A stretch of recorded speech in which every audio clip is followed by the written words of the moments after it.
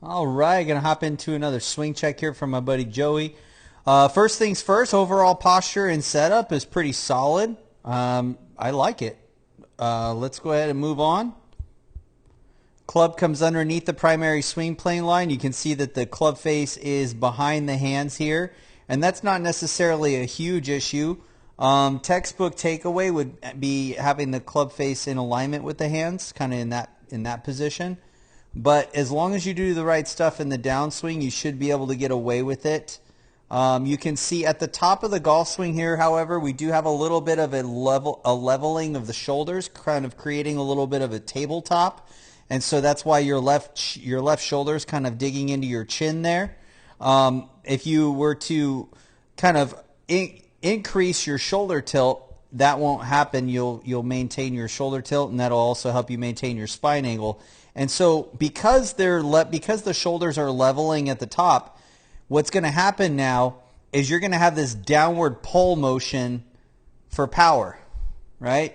And you do get the shaft of the golf club on plane here. Sorry, that was the wrong line.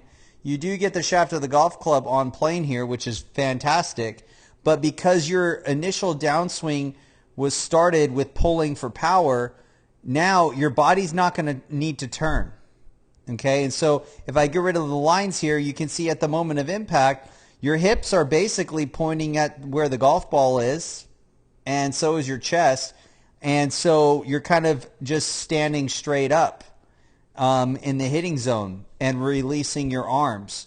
And then you can see how the hands and arms kind of fly away from you there.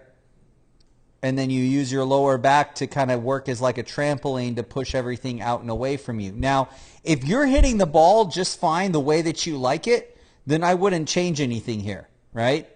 But if you're struggling, if you're hitting shots that are not favorable and you're kind of wondering why that's happening, well, the first thing you can start to do is get your body opening up towards the target, meaning that you've got to get your hips and your shoulders turning out towards the target that you're trying to go to.